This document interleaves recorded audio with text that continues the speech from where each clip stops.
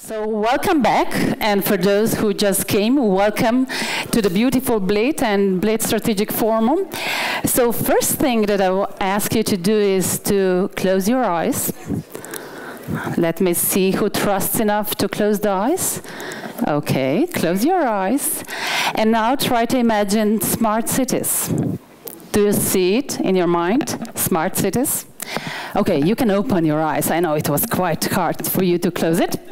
And now please, can you lift the hands of those who saw technology, smart grids? Who saw that? Not even the majority. And who saw green people connections? Okay. And some of you didn't see anything? Cool. It was a hard day for them.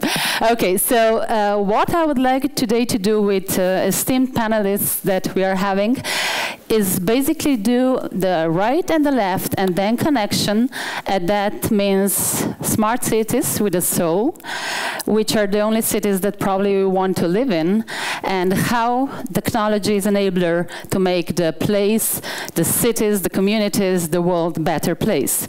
So with that, I would like to invite our guest speakers. First, Dr. Maja Markovic-Brinčić, the Minister of Education and Sport in the Republic of Slovenia. Before she took this position, she was a full professor of business, international business, and also did a very good job in transfer of knowledge between the science, the business. So Maja, with that, please join us. Thank you.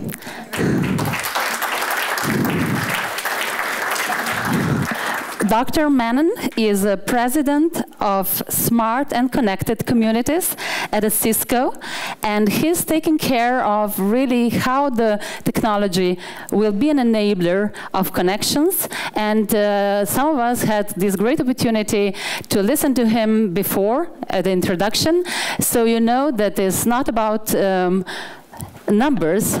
It's also about numbers, but not only about that, but really how to change the world. And then I would like to ask Mr. Watanabe, Executive Director of NATO. This is the organization, the agency from Japan that is doing the projects around the world on the new energy, and we are really happy that also Slovenia is one of the regions, one of the countries that great projects are planned, and we'll learn more about that as well. Then I would like to ask Dr. Ichikawa, who is the head of Chief Architect Office, Global Center for Social Innovation, Research and Development Group at Hitachi. And this social part of innovation will be especially important today at this panel. Then let me also invite Mr. Davor Tremac, who is General Manager Southeast Europe at Uber. Welcome, Davor.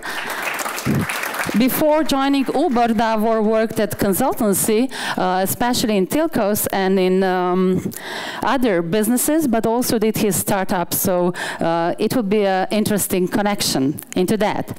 And last but not least, Mr. Golob, who is Slovene himself. Welcome, Blaž. And his founding partner and also CEO of Smartest City. And you were announced as one of the most promising startups in this field in 2016 by the Silicon Valley CEO Review. So welcome.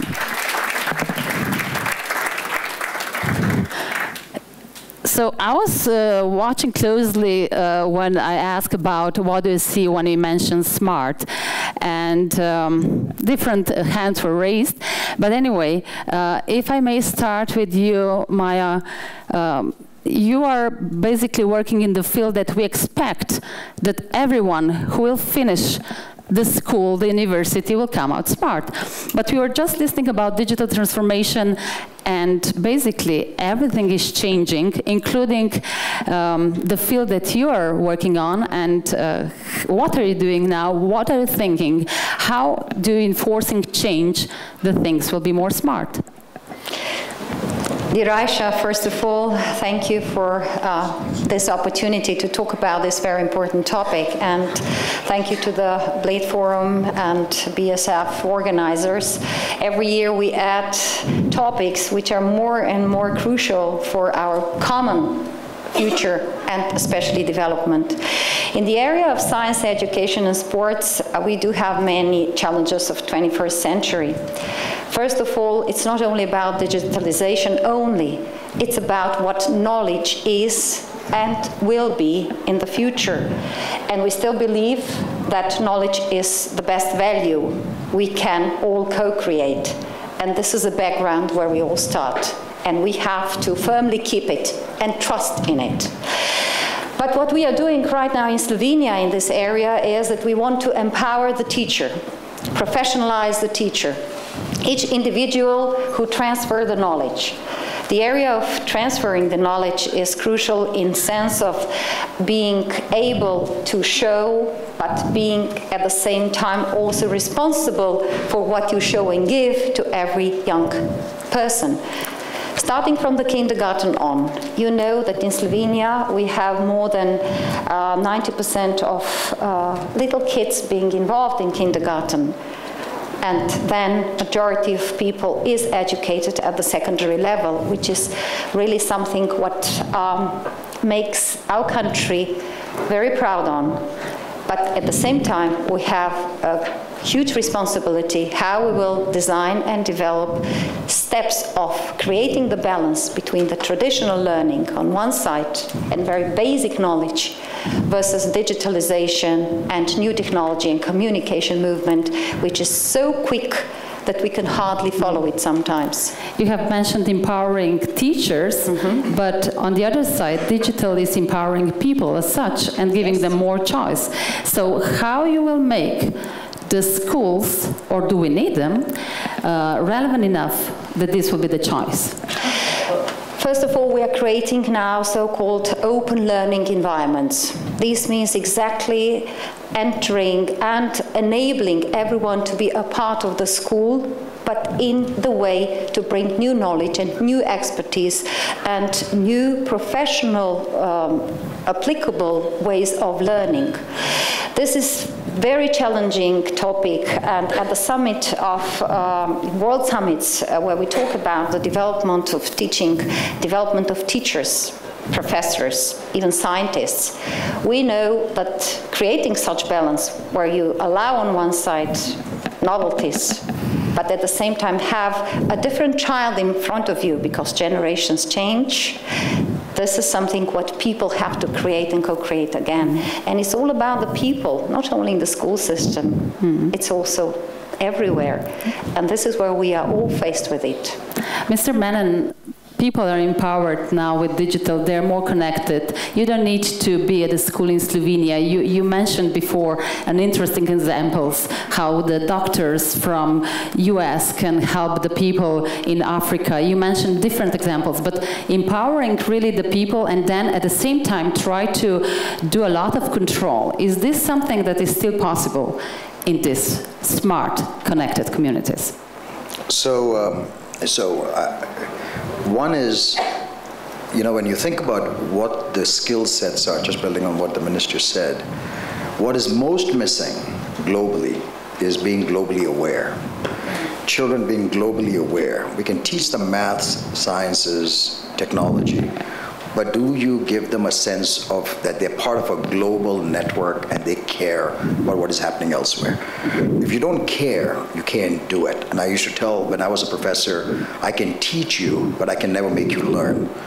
And teaching is just giving them the content, which they'll forget after the exams. But the thing about learning is, do you instill in them a love of learning and a curiosity for the topic? And that means while I'm talking, I always say, just because you started talking doesn't mean they've started listening. And just because you have stopped talking doesn't mean they've stopped thinking. And the whole idea is that should be education. Is do you give them a sense for that they care about some other place? I'll give you one example just to put this in context, and then I want to talk about the skill sets that are missing today in just not so much technology. One is we're doing something that is an experiment which I'm very excited about. This is with Hershey, Pennsylvania, and with Hershey Chocolate Company. Many of you may know or heard of it. Hershey, Pennsylvania is a white city. It's fully white mostly. But they get all their cocoa from Ghana, which is mostly African people. And most Ghanaians have little children working on the coffee plantations. And as you know, many of them are underage. You can tell them not to put your children in Ghana plantation, but they are going to still do it. What we did was we connected the schools at Hershey, Pennsylvania with the schools on the Ghanaian plantation, and the same teacher are teaching the children in America and the kids in Ghana, and they're working on projects together using telepresence, immersive video. I have to tell you, Aisha, that after 16 years, a child in Pennsylvania is not going to look at an African child as a foreign child. I guarantee you that. That's because they grew up with them. That does not mean physical is not important. I'm not suggesting physical is not important, but this is the next best thing. So which leads me to the skill set. All of us in this room, how many of you have taken a course on leadership in school? Others are like they're sleeping, I think. But we all have taken courses on leadership. Anyone taken a course on followership? I know of only one place, which is West Point. You can't be a great leader unless you're a great follower, especially in a digitally interconnected space. We don't teach what does it mean to be followership, which is leadership of a different kind. Those are the skills that are needed in this interconnected global world, which says that I have the soft skills of leadership, but I have business judgment, the ability to present and communicate, and the ability to understand what is followership.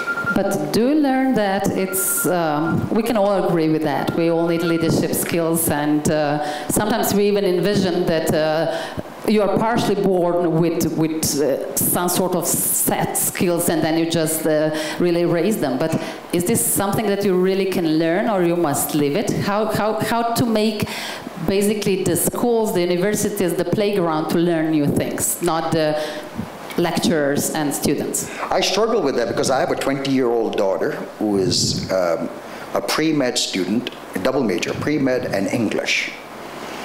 And she said, my wife is a surgeon, and she said, we are focused so much on the body, but we are not focused on the human as a surgeon. I cut them up, I killed them, and I'm saying my job is done, now go figure it out.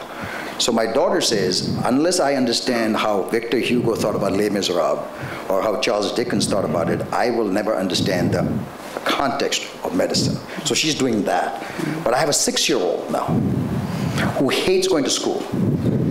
And she has wrapped me around my finger, and I keep telling my wife, I think I'm going to retire and I'll just teach her. And I'll learn with her, because she's going to learn new skills. So coming back to the point, I would think if you have young kids, and they should learn coding, but not coding the way we do it. They should play computer games. You should give them as much computer games to play with, and as many hours as they want, they should do computer games. Jesus, kids will love you if they hear it. Because then they live with that. Then they understand the idea of design. They understand the idea of usability. They understand the idea of coding. And when they live with it, they will go create something new and innovative. So, and by the way, not for boys. Girls should be doing gaming. Good. Mr. Ichikawa, the important is not really the technology, of course, as an enabler, but to ask the right questions, to see the right problems, to know what you want to really resolve. So is this something that you're working on in your office? Yes, actually, our company's goal is social innovation is a slogan. And we've been doing it since 100 years ago, but after 21st century, we rather put even larger focus or emphasis on this aspect of our businesses. Until that time, like 1990s, anything we produce that will sell well. So that's a very simple business model. We manufacture something. By the way, my company is manufacturing various kind of things like the trains, power generation, transmission, healthcare, ICT, and even household appliances. All of these we're covering. And any of those sectors having any difficulty to sell their products in 1990s because the economy is great, and there is obviously a deficit of those products given to the market. We produce it, we sell it, that's very simple. But that was the source of the problems we are facing right now. The economy changed, and not necessarily the nice product is selling well. We need to have some much more, the deeper reasoning why our business will be successful. And in that, we found out that social innovation has to be a main target for us to contribute to. Maybe explain how this looks in reality. So what do you have in laboratories, or you go to the places where actual life is happening, and then you can... Both ways. Always some ideas are maybe invented in the laboratories, but they, before that, they were given some insight from the real field operators or customers, or sometimes our sales managers. And for example, some areas, some country or some city having some problems with water, and they do not have sufficient water to drink, then we find out that the nice way is to, of course, desalinate from the seawater, something like that. I believe that this is contributing to solve the water deficit problems or sanitation problems. But this is actually the way which is going on. But sometimes some very, what should I say, strange ideas coming out from the laboratory, like utilizing some worms to detect the cancer agent from a urine kind of, and they did not think of how they can make it a good business model. But my office will help them to think about this can be utilized for improving the health status of the people, a big population, not going to necessary hospitals, but they can check their own, you are having cancer or not, kind of. This will contribute greatly to the advancement of the society. And so we collaborate together. And mainly the laboratory people create some strange ideas, and our members are advising and coming up with nicer ideas to build this technology with a social innovation or a social contribution and make it a big business. Thank you. So if I go to you, Mr. Watanabe, NATO is basically doing in life new solutions. You have different ideas what to do, but maybe if you can shortly explain what are your plans in Slovenia? Yes, thank you very much. NATO is Japanese largest R&D organization, and actually in 1980 it was established. We have two missions. One is addressing environment and energy issues, and the second is to solve the industrial technology development. And also we are carrying out the demonstration project in the world. And in Slovenia, now we are planning one smart community project. And we are discussing with Ministry of Economic Development and Technology and the ERUS transmission company in order to introduce new advanced demand managing system into the distribution companies. And if we finish the demonstration project, and of course we are very positive that will be successful. So Can you maybe just explain what will success look like for the people? Is this something that we can measure? Is this something that we can feel? How will success for you and the NATO project be perceived and felt by the people of Slovenia, let's say, and then I guess the scale-up will be done in other countries? Yes, NATO, we are focusing on smart grid issues among smart community. And as I explained, the new system will be installed in distribution companies. And but the smart community, smart grid means the to get efficiency in home or factory or building, so like homes or BEMS or famous. So in terms of energy, electricity supply and demand, from both sides, we will get benefit, such as reduction of outage times. I had about 203 minutes per 1 year the outbreak in Slovenia. So our target is half that of this. Good. So maybe the company side will get benefit. Also, the active people, ordinary people, will get benefit from new system. Davor, you work for Uber. It's just the latest Economist was about Uberized world. The question is that basically startup in 2009 now turning around the mobility. And at the same time, you have already your services. So what's your focus on, and how do you see Uber in the next, I don't even want to say 10 years, but you had 7 years, so in the next 7 years. Thank you. First of all, thank you for the invitation. I'm delighted to be here. So we at Uber, we are building the next platform of utility. We are all used to having running water, electricity, in the last decade even broadband internet for granted. But we never had mobility for granted. We had our own personal cars, which we needed to spend a lot of our own personal wealth on. We had transportation systems that used to be rigid.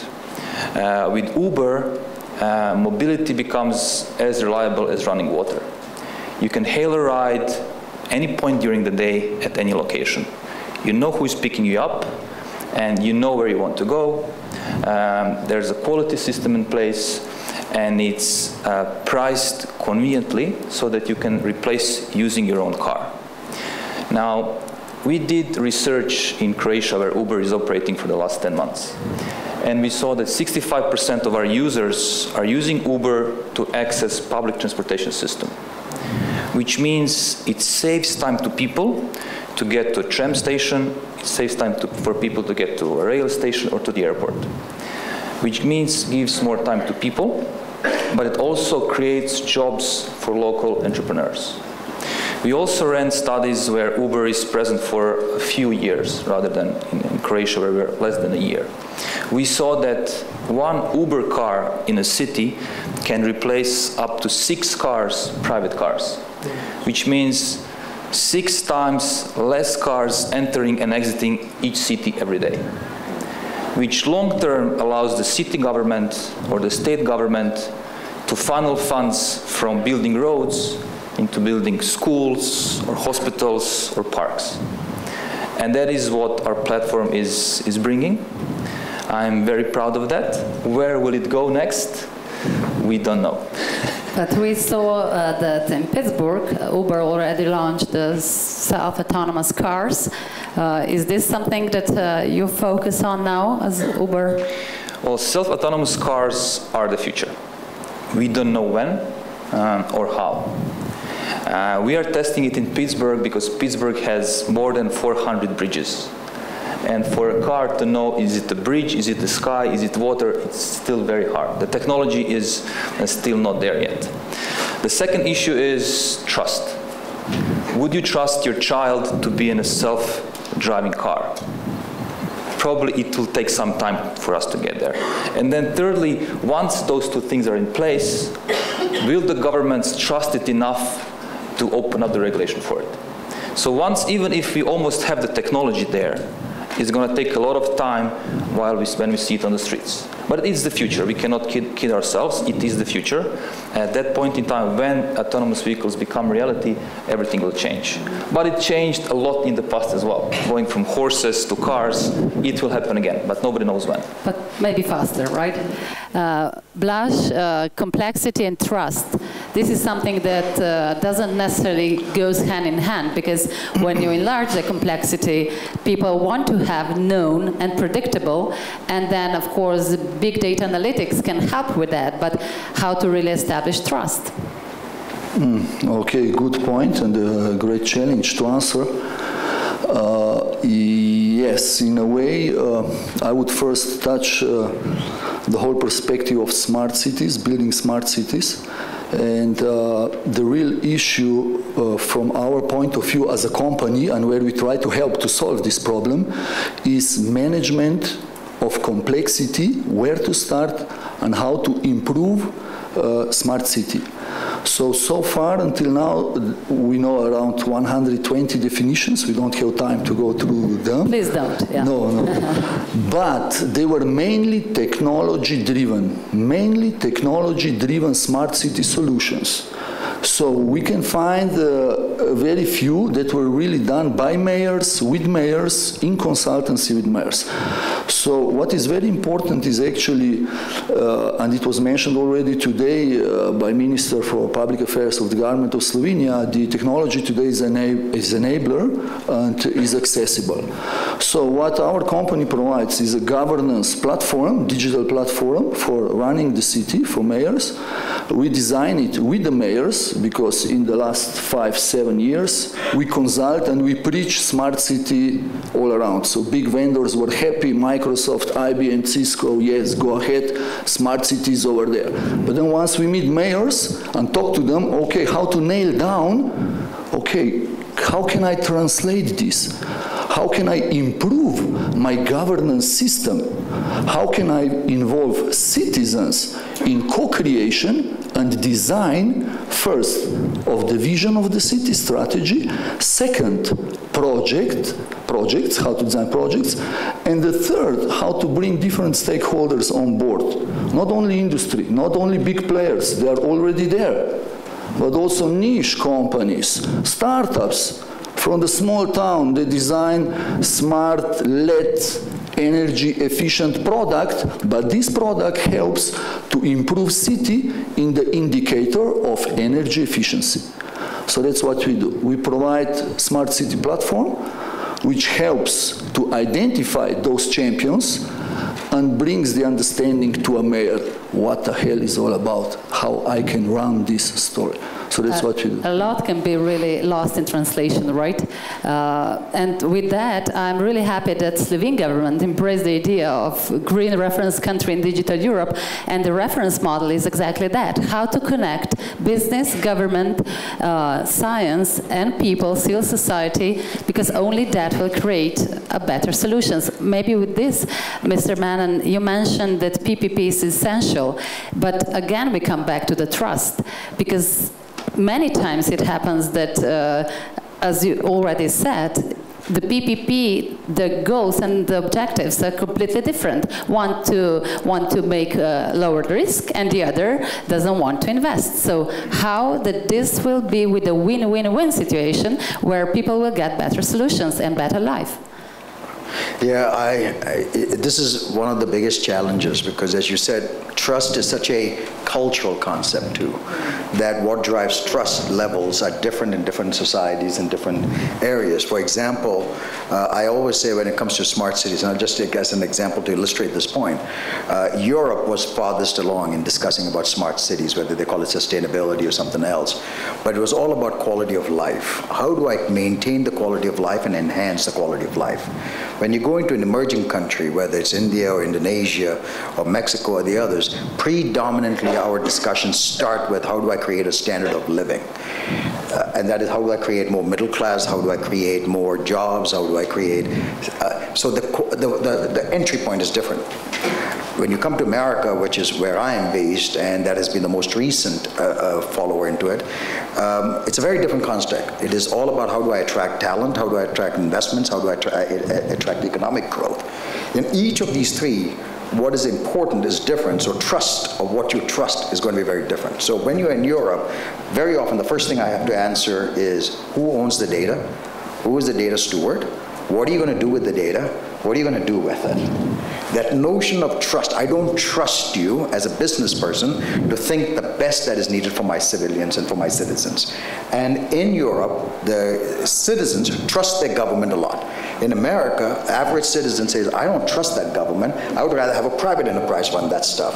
So it's a very different notion of trust. And then when you get into emerging markets, most of the emerging markets, businesses are saying, I'm going to grow despite the government. I got to keep the government off my back, and I'm going to figure out a way to manage without having to deal. So the trust discussion is very different, and how you come about it. But in all of these, I would argue that the first place, and going back to what Blaž said, I think the first place where you can build trust is with transparency. And this is where the platforms become very interesting. If you can make it more transparent as to what data are we collecting, who is collecting it, who is going to use it. Too much of our focus today is on who's collecting the data and not how is the data going to be used. Now, if I can do something that saves my child, if she has an illness or he has an illness, or secures them, I might be willing to give up more data. And I think the biggest internet is here, not here yet. The biggest internet is the internet of you, the internet of us. Mm-hmm. Because today, when you get up in the morning, there's not a single person in this room who knows whether you're healthier today than you were yesterday. You can stand on the weight scale, and it only tells you you've gained 3 pounds, but that doesn't tell you anything about your health. Mm-hmm. And yet, you know, we mentioned this morning, the minister mentioned about heart attacks. 50% of all heart attacks, the first symptom is death. That's not a great symptom. You're dead. And yet your body is telling you 3, 4, 5 hours before, you are going to have this. It is coming. And you could be taking a signal and sending it to a doctor's office. If you have a family that is predisposed to heart attacks and cardiac, I guarantee you will trust that information to be sent to all the right agencies. Similarly, with cancer. Cancer is detected at 100 million cells after 6 years. But yet I can detect it at 40,000 cells and save 99% of the lives if I detect it through sweat DNA. Yet now comes the next portion. If I save the lives of these people, they're going to live even longer. It's going to put a bigger burden on the GDP, bigger burden on government service. Who's going to take care of the 90-year-old, the 95-year-old larger population? That trust issue comes in. Are you taking my money from me now and take care of me? I put money into Social Security. I don't even check my number on Social Security because I'm 100% sure when I retire in America, that Social Security is not coming to me. They'll say, you have too much money, we're not giving it to you. That social contract is gone. And I would argue this is the reason why, if you look at what is happening in America, what is happening in Turkey, what is happening in Germany last week, what is happening in France, what is happening in India, what is happening in Indonesia, what happened in Philippines, the social bond between the citizens and the political parties are broken. Most political parties have a business model that is broken. They haven't quite figured out. The old models are not working. You have to redefine it. And therein comes, again, the notion of definition of trust in education, in healthcare, and every other place. So. But the idea that you will have things under control and it will be easier, it's not sustainable, right? Because, as you said, the demography is predictable. We know what is happening. We know how people are coming, and by the 2030, 5 billion will live in the cities. We all know that. What we can do is just do like this, and this and this. Pretend you are in control. Yeah, and how to help. And then we go back to maybe Blaž. How to help people who should be in control, that they could open up a bit, because that will help them. It's not an easy way, and maybe also, Davor, with your platform, you disrupted many things, and now people would like to control, and they think that they can ban you and it will be easier, but it won't be. So maybe if we go, Blaž, first to how to help the people who should be in charge and have control, but the control is gone. Okay, thank you, Aisha. So you touch really important question, and I will actually, we face a very concrete problem with working with one city. I would not mention the city. Specifically on that is not in Slovenia city. So city was charged and provided data to the geolocation company. And this geolocation company, as a private company, according to the contract, collects data. This data is stored by this company. So now, as with the new global standard ISO for smart city and new indicators, mayor said, I would like to do something with this data and enrich this data. But this company said, yes, but this data should be prepared in order that you can use it. So what does it mean? This data was locked. And when mayor invited us, please provide us with a platform that will show where we are going, we were not able to access data. Why? Because data was possessed by private company. Of course, if we would go as a private company, B2B, they would charge us immediately. We say, come on, mayor, write down the letter, nice letter, check the agreement about the ownership of data, and please tell them this data, because it was collected and you pay for that, by you as a city should be available for the city's purposes. So those are, we see the issues where we will need smart governments also, in a sense of with the smart legislation, how to handle with data, how to protect cities, because cities, even though they would go and they go by themselves, mayors, they are still in the environment of legislation which depends upon the states, which depends upon the country regulation. So those are very important issues where we face it very concretely when working with the governments. Maybe Davor, if you with can, the cities, sorry, working with the cities. If you can comment that, because basically Uber is faster than changing the rules, though rules are changing slowly, but maybe sometimes too slowly, in order that people have the feeling that they have control. So how to tackle that, and how to help those who think that they will have control by banning something, to show them that this is not a solution?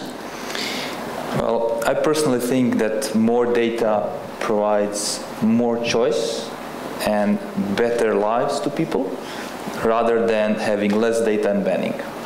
And I give you an example. Imagine a world where almost every car on the road is an Uber car, and data is collected by a company, maybe in a partnership with the government or with the city. Since every car has a phone which is tracked, in real time the city could know where is a traffic jam, or if there has been an accident. If all of a sudden a lot of cars on a single street stop, you know that something is going on, and you can react like that. Now we have to rely on cameras, if there are in the city. You have to rely on somebody picking up the phone and calling the police or somebody else. In a world where data is shared, where data is smartly stored, that is available on the spot. And I'm sure there will come a point in time where this will be available. Until we get there, we are working very hard to cooperate with the governments. And there are some light examples in Europe already, where different countries like the Baltics, Sweden, even Slovakia, are working together with Uber and other collaborative economy platforms on improving the laws and bylaws, that there could be more cooperation for the betterment of the local people and local entrepreneurs. Also in Croatia, we have a working group comprised of multiple ministries, cities, and social associations. And the group agenda is to create a better, a smarter regulation for our business models. Because we know, for example, in Croatia relies on tourism heavily. And we have started to embrace platforms like Airbnb, Booking.com, etc. Legalize them in a way that anybody as a private entrepreneur could rent out their apartment, be registered, pay taxes, and provide for their family. We see that also coming in the transportation sector, faster and faster throughout Europe. So in partnership, if you, as a government, enter into the partnership, you won't have the whole control, but you will have the values that you can install upon the new models. So what are you doing in this regard, Mrs. Brenčić? Let me first comment the control issue we set here. I think it's not so much about the control, it's more about responsibility. Responsibility of each of us and everyone who is involved in whatever change we want to bring to the better well-being of every one of us, speaking not locally but also globally. And this is where every stakeholder brings its own responsibility into developing any system. What we are right now doing is that horizontally, and this is here is also my colleague Boris Kopriunica, we are trying to set a platform which will unify all changes, not only in the public administration, but also dealing with the goals of digital strategy of Slovenia, which is just the background for further steps of development of the whole society, not only infrastructurally, but also through the awareness of what digitalization truly means. And therefore, for example, to be concrete, through the smart specialization, which we have just ended the first round, also bringing new, fresh research money to many of the companies and institutions, science institutions also. We have given more than 1/3 out of 55 million euros to those who will deliver the background areas, services, basically the basic of understanding what smart cities and better life in smart cities can bring to each citizen. And this is where I think we are all responsible to create the further steps. There are 3 projects being already approved, which will help not only larger cities, but also local communities to live better at the end through the digitalization, but at the same time, through building the community, which does not forget about true relationships. And this is the major challenge that 21st century really has. On one side, we have technology, we have communication, we have every element practically in technology which brings quicker life also to all of us. But how do we really develop our relationships, not only one-to-one, but generally in society? And this is where responsibility comes again in. And one of the projects where we would like to stress this, the balance, the equality of technology on one side and social development on the other side, so both levels of innovation, is open education environment and open education sources. I have seen Mitja Remol here, but he has disappeared. We have positioned Slovenia in the world map through this project. Next year, I'm inviting you to Ljubljana to have the first Congress with the declaration. We will set World Congress on this topic. This is really enabling all of us to see a different way of teaching and learning, not only from the kindergarten on, but lifelong learning. And this is what actually we can co-create as a country for every citizen in the world. So these are, of course, some visionary steps. We will do it really in micro or nano steps first, but we do believe not only in such projects, but in benefits which we can create through the knowledge we already possess here in Slovenia and wider globally for the benefit of every of us. Which is a great thing to do. And with that, if we turn to the numbers, one is that you want to do it and you have a drive because of the promising vision of better life, which is, I guess, for all of us, super important. But then when you turn to the numbers, sometimes people think when you want business to listen, talk about numbers. Is this still true, or things change? Do you think that all these changes around change as well? Maybe, Mr. Chikava, you said before some years it was more about technology, I guess numbers, and now it's more about social innovation. Of course, the profit should be there at the end, I guess, but is this also the different perception? Yeah, I think so. Okay, good, thank you.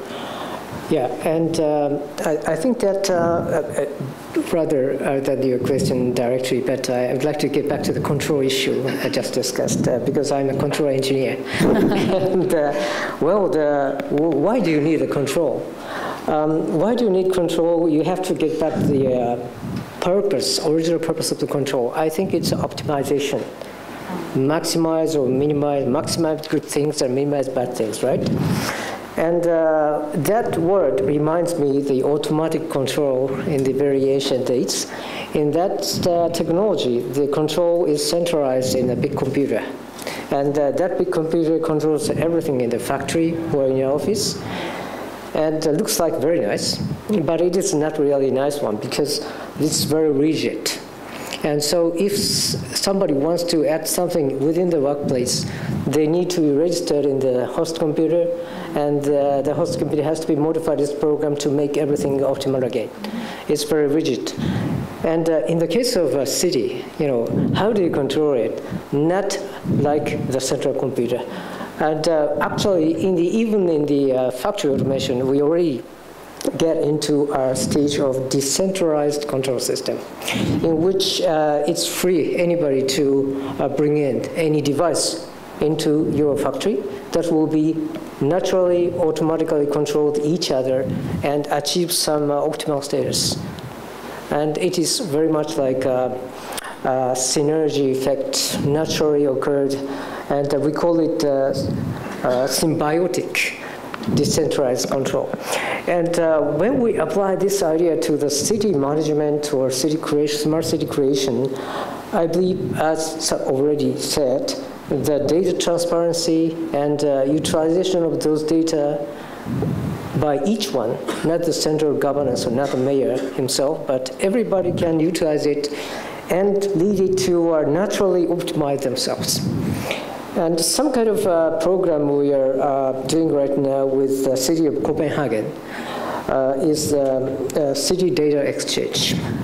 And that is the idea of a data marketplace. The data owners are everybody. The government can provide data, or private sector can provide data, Uber can provide data for the traffics into some marketplace.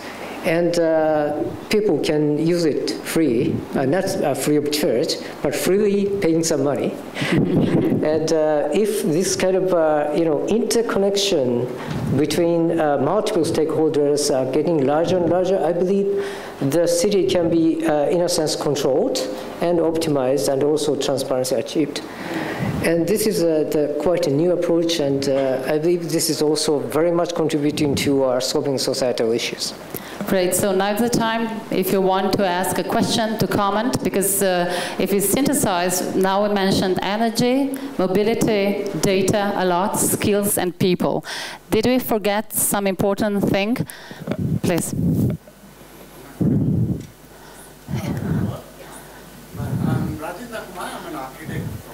Can I ask you, the same rule applies? Short question with a question mark. Yeah, sorry, I heard it. So my question, we have such a wonderful panelist, from, I believe, representing continent Europe. If I think Mr. Menon from India, and maybe America, and then we have Japan. In India also, we are, I'm doing a couple of smart cities project in India, so we have a process of deciding smart cities and asking opinions from public. So when we talk about to go ahead for a concept of a smart cities, I would like to ask a question from each representative of each continent. Do you involve citizen also, that we should go for smart cities. So. Great question, thank you. Maybe Mr. Manon, I know you are really focused on how to design cities really to answer the challenges of the people. So where, when should, and who should involve people and ask what do they want? So over the last 6-7 years, working on projects globally, the projects that have failed are the ones that did not start with the citizens, period. There's no less, more, it is just flat. You don't involve the citizens, it's going to die. The pilot will happen, but you'll have a pilot, nothing more. It won't scale. If you don't include the civic society, I won't even go beyond citizen to civic society. I happen to have said publicly in many places that have banned Uber, you can ban Uber, but you'll never ban Uberism. Because citizens and civic society loves the idea of what that means. And the reason why Uber gets into trouble in some places because taxi drivers said, I've already paid so much money, now I'm getting destroyed and disintermediated. So my point is, unless you take citizens, the very straightforward answer is that it will not happen, period. I mean, I don't know of any other way to put it. Citizens own the city, not the government, and not the businesses. It is the citizens who live in the city, who care about the city. I'll just add one more thing. I find it a huge problem in larger cities, which is why second-tier, smaller cities, where citizens actually don't look at the mayor as someone who's running the city. The mayor is just executing for their behalf. It's in the large cities like Los Angeles or New York or London where people are yet not completely owners of the city. They may live there, they may care about it, but they don't own cities like if you go to a second, smaller city. So if, going back to your India example, people in Coimbatore care more about the city than somebody in Bangalore on an average. Maybe Blaž, when to include from the beginning, but how in the reality to do that? Okay. Can you give us a case that was really successful? Okay, so it's a very important part. We have, as a company, we provide and we work on a solution that we call it Smart Voice. It's a part of the Smart City platform, and which navigates citizens to contribute to the development of cities around KPIs. For example, if there is a project initiative how to improve KPI, and I as an entrepreneur, citizen, has a business idea, I propose this throughout Smart Voice to the city, and this would help first city to improve, and the second me as a startup or whatever company to do business. So that is possible. We work on that, and there are some good examples. Maya, do you think that people are active enough? Do you think that they come in with the ideas, not with just demands, with proactive solutions, not just with complaints? How to try to spur this, that people will be active, will be included, but again, not just with criticism? People are active and they are included. People are active and they are included. Like when we are doing the skills strategy as a development for Slovenia, we have involved many citizens, many stakeholders. When we are doing the vision of Slovenia, people are involved and they have talked to us directly what they want, what they believe in. We have to listen to them, and not only that, then we have to equip them to live and use what we would like to give them. And this is where we have analyzed the technological skills of Slovenian populations with the PIAC analysis, which all of your countries have it. And this is where we have to work more on. We have to equip, especially the older generation, with new skills, with new competence, bring them opportunity to be a part of developing these skills and new competences. And therefore we talk about open learning environment and long life learning. This is crucial for whatever we talk about smart cities, for whatever we talk about smart governments or countries. Because if you don't have skilled and equipped people, they cannot use everything what you would like to offer them. And it is a crucial and step-by-step process to listen, to go to people and to bring them in the development of the process from the beginning. If you do not that, then of course they will not believe in it. And this is always and elsewhere around us, not only in Slovenia. Uberizing the world, it's a huge responsibility. Sometimes you are not even asked but you give opinion because so many people are using it. So how to handle this responsibility and maybe really throw the ball to the company, as the Minister mentioned? Well, you're quite correct that we do have a lot of responsibility, but that responsibility comes from doing good work. We like to think ourselves of providing the platform for people to move around the cities, number one, and number two, to people to become entrepreneurs. Now, that voice is already a responsibility, of course, but we are using it for good, for the betterment. The more people have jobs, it's easier to move around the cities at the same time, whereas the community then thrives. There is less burden on the state, there is less burden on social security systems, there is less burden on infrastructure. And this is what we want to spread around the world, even here in Slovenia. Hopefully soon. So, any other question, please? Hi, my name is Tjasa. I'm from Symbiosa Genesis Social Enterprise. Basically what we do with schools, we empower youth with ICT and intergenerational cooperation. And I like the out-of-the-box thinking of our minister. But my concern is that a majority of educators are not that keen on these so-called digital changes. And basically, what would be the advice of the business sector on how to encourage digitally innovative schools in Slovenia? To our minister, so the advice of the business sector to our minister. She took care for you, you see? Yeah, good job, thank you, Tjasa. Good one, yes. So maybe Mr. Manon, would you go with that? Not as an advice, but maybe as an answer? I remember, I don't know if this is true, but I remember a student going to Michelangelo and saying, how do I paint the perfect painting? And he said, my thinking was, if I told him I really don't know, he said, what kind of a teacher is this? Or if I told him paint like me, he'll say, what kind of an arrogant teacher is this? So he said, go become perfect and then paint naturally. This is a very difficult question because teachers, as with universities, are a little slow in adapting and changing. You have to put it in the perspective of the teachers and companies. There are lots of fads in the world, and if they followed everything that was exciting, you would not be teaching the basics of science and math. The balance is, where is the basic, and then where is the creativity coming in, and what do you pick up? Maybe the first thing for teachers to do is to engage more in the practical world and maybe do internships at companies and spend time to understand what is going on. And also, you asked one before about money and numbers with companies. The reason why our Ciscos of the world, or the IBMs of the world, or the Microsofts of the world are doing it because we are scared to hell by that company in the corner.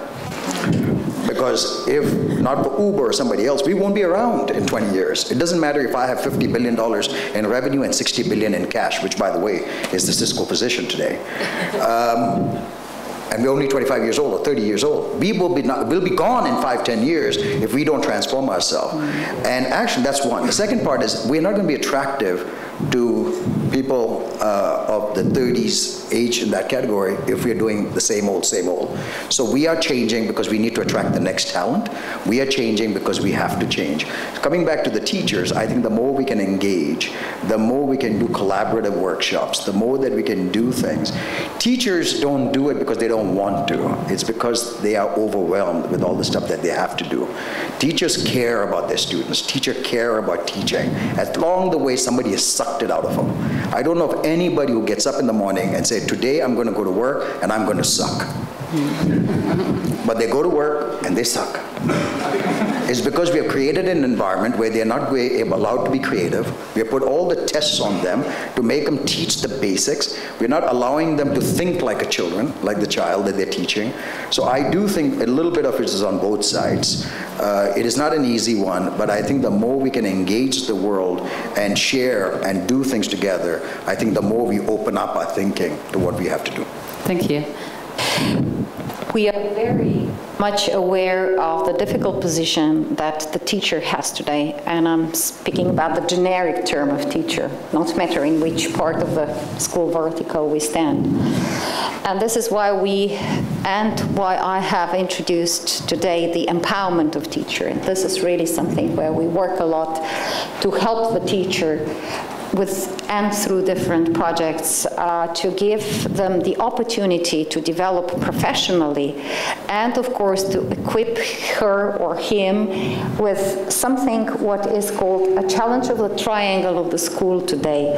And these are definitely the parents, the general society around it, with all the pressures and expectations for the children and youth. And this is where we have to also look in ourselves from time to time and say to the teacher that we are proud on the teacher today because he or she can manage, and on the other hand, help him to manage even better for the future. And this is also the stand of the ministry. Therefore, we have involved many, not only such great cooperators as Symbiosa is in the schools, but we have also used most of the cohesion funds, European funds, in our area for development of teacher in any kind. Open environment, which means bringing stakeholders into the school or going to different school stakeholders in firms, in companies. So-called entrepreneurial projects where they can work with kids and companies together. You know that we are involving apprenticeship again. So these are all the contributions which slowly and step by step will help also the teacher to be really what he and she always is, the most important person to transfer and co-create the knowledge.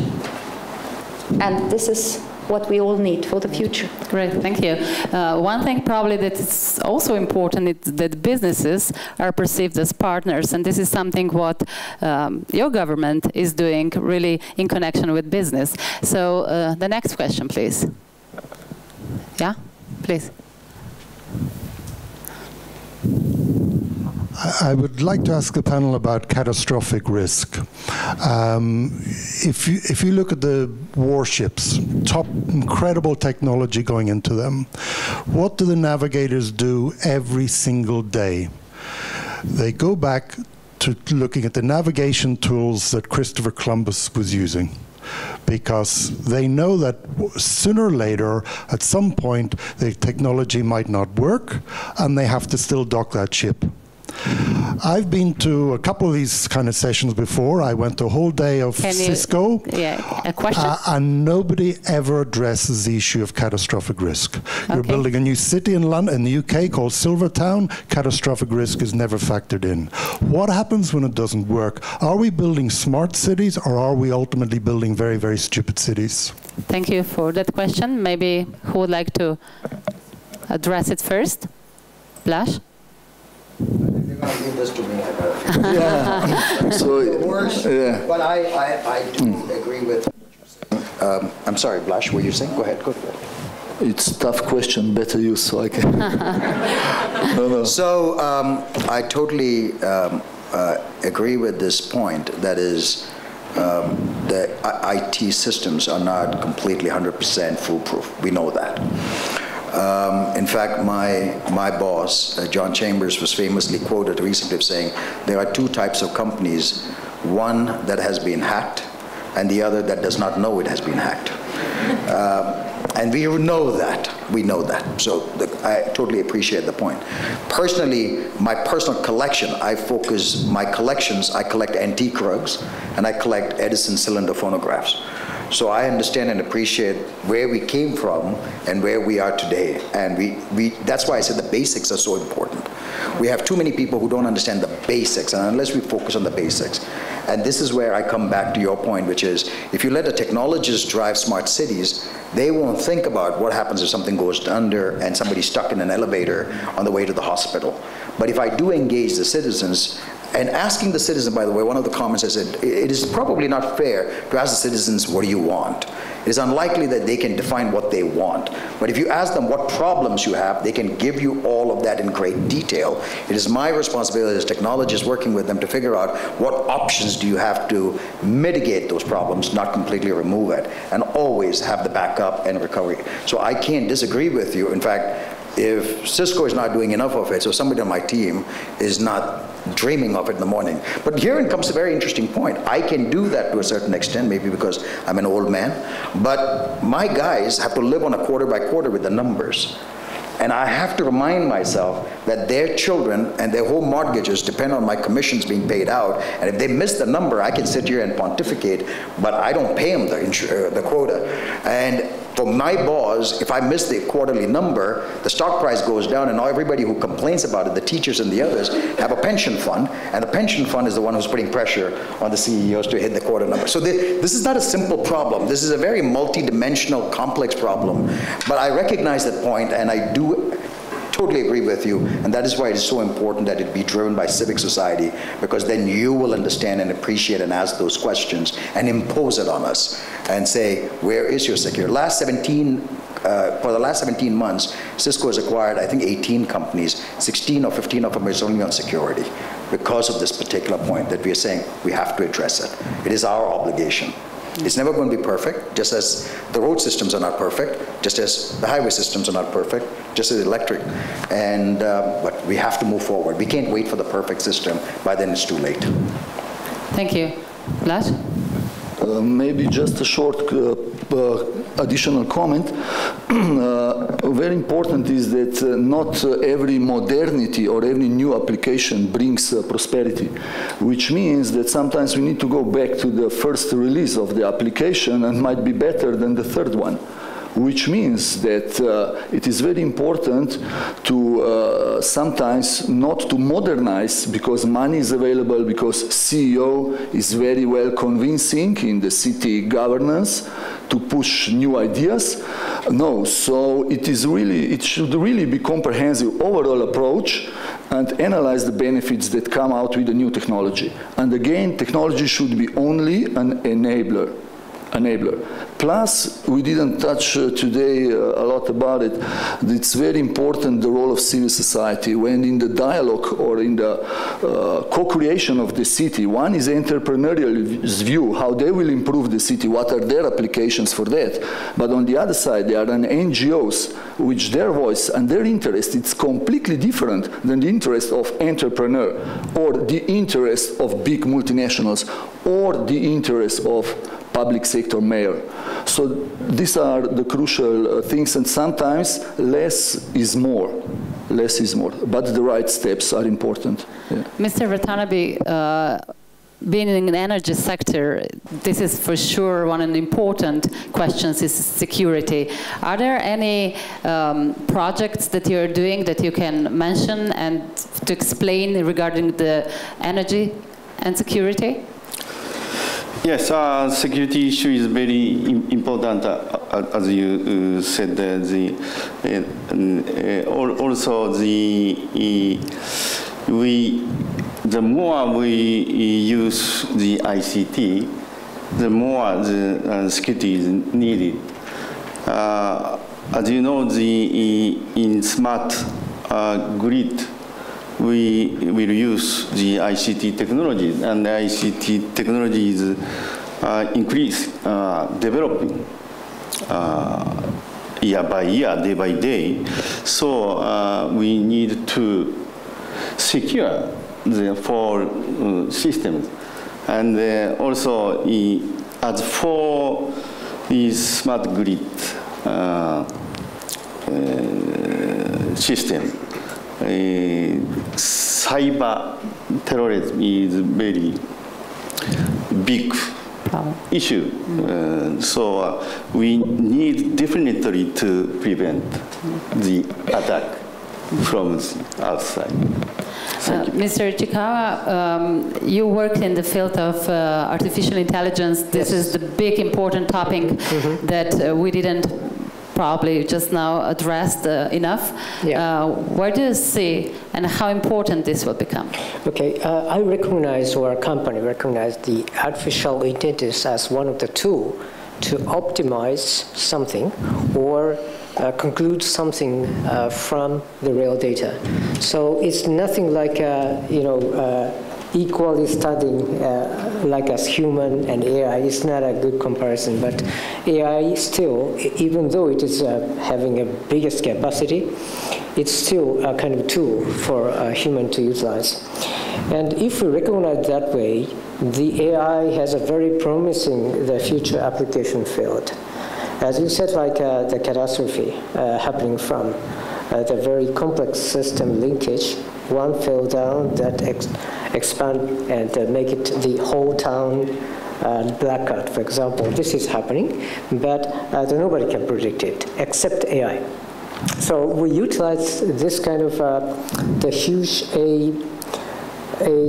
what should I say, the information processing technology, which is maybe called AI, but if we apply the big data to AI, that could be something different in quality. And in that, we can maybe utilize some part of decision making to those AI technology. Before that, the decision will be made by us. But sometimes there is a case, the time to decide is too long and it's too late. Mm-hmm. So in kind of emergency, like energy grid, it's a typical. We have to act within a second to prevent the blackout from spreading.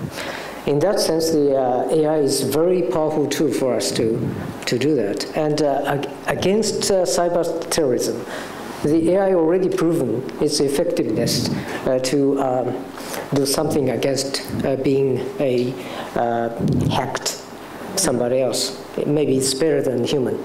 So this is the new era for us to having a very new tool. But always those new tools becomes available, we have to be very careful about how to utilize it. And we need some kind of social rule beforehand always. Like myself, I've been a kind of fanatic of a new technology. I didn't think about anything side effect of the technology. It's a nature of scientists. But if you're grown up, you have to, in parallel, think about the social rule to utilize these technologies. And I believe it also applies to Internet of Things, IoT, or Industry 4.0. People are very enthusiastic about using this Industry 4.0. But I believe you need to be careful about how to utilize it. Mm-hmm. And I believe that if you come up with a nice way of utilizing it, for example, the reduction of supply chain total environmental aspect, for example, the Industry 4.0 and IoT has a very promising future. They can give us a nice indication, and AI will take care of, minimize every minute the environmental burden created from the total supply chain activity. Yeah, another thing mentioned, as Mr. Manon said, it's like something is really being scientist and the other part, but that's why probably it's so important that you do communicate amongst yourself and cooperate. We'll take one last question. Yeah, please, we have two hands, but if you do it quickly, we can take two. Okay, so I'm a technologist. I work at the University of Ljubljana. And for me, Ljubljana is the smartest city in the world because it has a clean air, very beautiful water that we can drink. And I'm, of course, working on many research projects and so on. So I have seen some projects like top projects by European Commission funded, where you have some IoT devices that can help you save water, clean water. And of course this notion of smart cities has been brought to us because in many cities in the world where you go out, you cannot breathe the air because it's so terrible, yes. And it seems to me that we are now trying to solve some problems that we have actually created, and while saying, okay, can quality. We go to the question, please? Yeah, the quality, first is the quality and the money that you discussed about, and I think these are very opposing issues. And the real question I would like to say is that by bringing more power to the people, don't you think, like with legislation, so that people can govern their data, their technologies, everything, they can have more power on deciding things, so they would be able to people? put it... Yeah. Can we go with you, Minister, to answer this? We cannot legislate everything. I'm against that, believe me. It brings regulations, it brings over-control, it brings lots of bureaucracy. I don't think that we all like that. But what we do need to build is the real trust then in what we decide to do, and believe in ourselves that we will really do. Of course, with the basic legislation which is needed for the basic rules, and this is where we come back to the basics, truly, but then create the trust where we can really responsibly do it responsibly what we have agreed on. And this is social agreement, and this is agreement within the societies, within the stakeholders. This is what we need more, to believe each other. So one last question here. Only a question? Short question. We talked a lot about big data, and I think in the next 5 years with smart cars, with IoT and so on, it will be like insane data. The question is, I just read today in the morning that Google Labs made a next big leap in quantum computers, and also that leads to artificial intelligence. The question would be, do you think that artificial intelligence can replace a mayor of a city? And would that be a nice vision, like a nice city you would like to live in, or are you scared of that? Mr. Manon? Oh. Let me say this question was asked 90 years ago when electricity came about. Electricity just increased our physical strength. Artificial intelligence maybe increases a little bit of our mental capacity to do heavy-duty computing. I don't think at the end of the day, judgment will be artificial intelligence that'll do it. So I'm just going to stop by saying one thing. As we do more of this quantum physics and all the others, we talked about optimization quite a bit here. We talked about control. These are two concepts. And this is one of the biggest mistakes we make in academia and in schooling. We teach optimal decision making.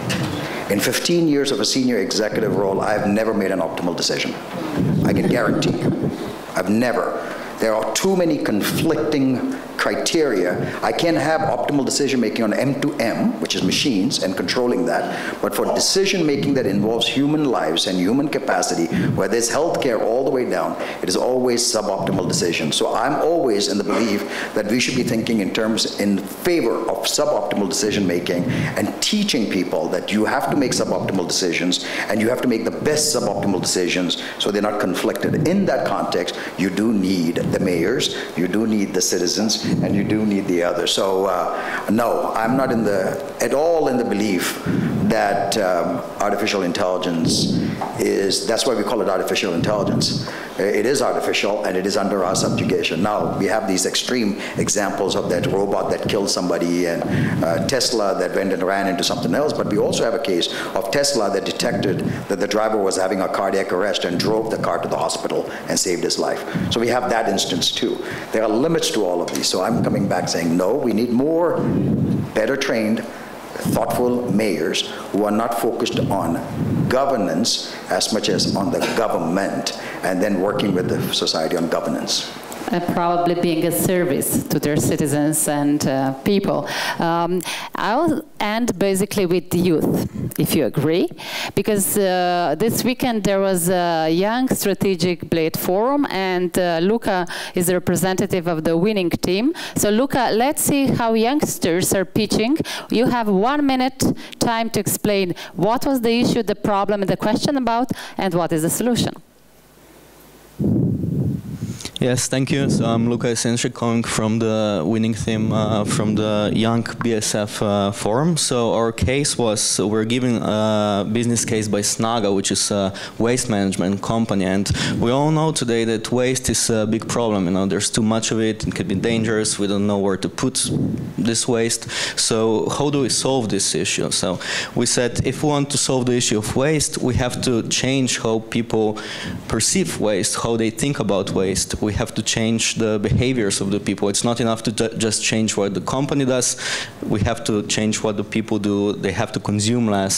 They have to be more environmentally aware. But how do we do this? This is a real problem. So what we propose is our solution consists of two things. First, we need a community approach to this issue, and second, this community approach needs to be driven by smart technology. So what we did, at one hand, we made everything that is needed in a physical space for a community to function, but then we backed up this, heavily backed up with smart digital platform that connects all the info, functionalities, and data, very importantly data that is gathered in these communities, so that smart digital technology becomes the enabler of the community building. Because we believe that this is how people expect things to happen and function today, and we believe that if you want to change people's behavior, first you need to build the community, and then secondly you need to utilize smart technologies. And that's why our team is very happy to participate in this discussion today with this wonderful panelist. And so any plans to make it happen also in reality? Or just a good learning experience? It's definitely a very good learning experience, and whether we can take it any further, this is a challenge for the future, and we're very much in favor of taking this challenge. May I provide some example? Nicely working. As you said, that behavioral change of the people or consumers very difficult. But with some help of IT and the information supplied to them, I believe it could be possible. And one good example is a manifesto system, which is called in Japanese katakana, characters, but it means that full traceability of your equipment is got. So each equipment, home appliances or PC, you have to sign some form. It's a paper, but on that there's a number. And once you discard it from somewhere at a store or wherever, that will provide you automatic the trace of what you discarded, like a collection point, and also dismantled, and each part of them are treated this way and that way, recycled 30% kind of. So each person, individual, can trace exactly what they did. And this is very nice for changing gradually the behavior of people. And that is one of the examples I can give you. Well, thank you very much. Thank you, Luca. And with that, I would only give the final word to each of the panelists. The quick thing that if one thing should be stressed about smart connected communities, what would be that? But really just not more than a tweet. Davor, we start with you.